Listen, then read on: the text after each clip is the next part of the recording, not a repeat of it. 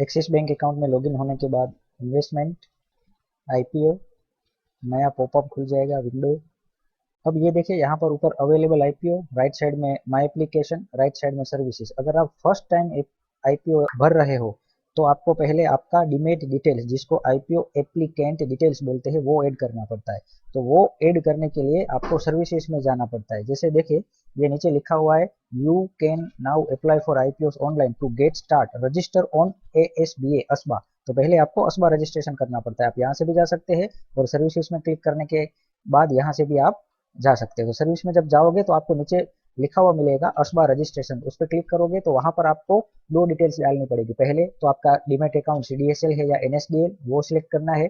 Select करने के बाद फिर सीडीएसएल है तो सीडीएसएल का डिटेल्स, जो आपका डीमैट नंबर रहता है 16 डिजिट का, वो डालना पड़ेगा। और एनएसडीएल है तो एनएसडीएल का 16 डिजिट का नंबर आपका टाइप करना पड़ेगा। किस में डीमैट अकाउंट है वो भी आपको लिखना पड़ेगा। तो वो करने के बाद ओटीपी डालोगे तो आपका रजिस्ट्रेशन कंप्लीट हो जाएगा अस्बा का। उसके बाद फिर ये आईपीओ एप्लीकेशन फिल करने का प्रोसेस करना है। ये कब, जब आप पहली बार आईपीओ भर रहे हो या पहली बार कोई भी एक्सिस बैंक के थ्रू आईपीओ भर रहे हैं तब की बात है। बाकी जब दोबारा तीसरी बार चौथी बार जब भी भरोगे तो वो डायरेक्ट आपका फिल हो जाएगा यहाँ से ही अवेलेबल आईपीओ के पेज से। तो आगे हम प्रोसेस करते हैं। ये आईपीओ है, अप्लाई, सिलेक्ट इन्वेस्टर, ये जो मैंने सर्विसेज में जाके ऐड कर दिया था वो आ गया। व्यू इन्वेस्टर डिटेल्स, जो हमने वहां पर टाइप किया था वो पूरी डिटेल्स यहाँ पे शो करेगी। Investor category, RII, retail investor में आते हैं। डेबिट इंफॉर्मेशन, जो बैंक है वो यहाँ पर बाय डिफॉल्ट आ जाएगी, जैसे एक्सिस। यहाँ पर कट ऑफ प्राइस सिलेक्ट करना है, बाय डिफॉल्ट बिड आ जाएगा। यहाँ पर मिनिमम क्वांटिटी 1600, उससे कम नहीं डाल सकते, ज़्यादा डाल सकते हो, बट हमें जो लिखा हुआ है 1600 वही टाइप करना है।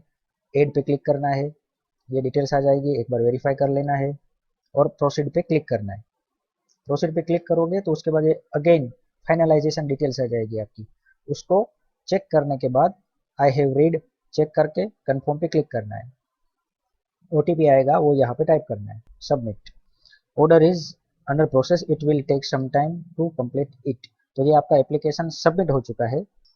ट्रैक रिक्वेस्ट पे क्लिक करके आप रिक्वेस्ट ट्रैक भी कर सकते हो। ये माई एप्लीकेशन के अंदर देखो, जो आईपीओ हमने जो फिल किया है उसका डिटेल्स आ गया।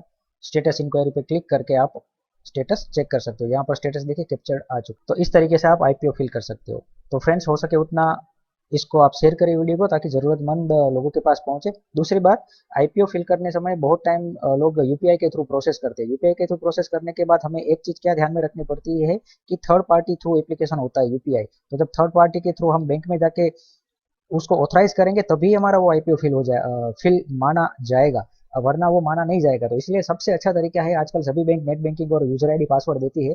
सबसे इजी और सुंदर तरीका है, नेट बैंकिंग के अंदर लॉगिन हो, यूजर आईडी डालो, पासवर्ड डालो, आईपीओ फिल करो, दैट्स डन। बस अब यूपीआई के थ्रू हो सके उतना कम जाइए, इसके अंदर आईपीओ लगने के चांसेस भी आपको ज्यादा रहते हैं। इसलिए नेट बैंकिंग के थ्रू प्रोसेस करना सीखे। Thank you. जय हिंद, जय भारत।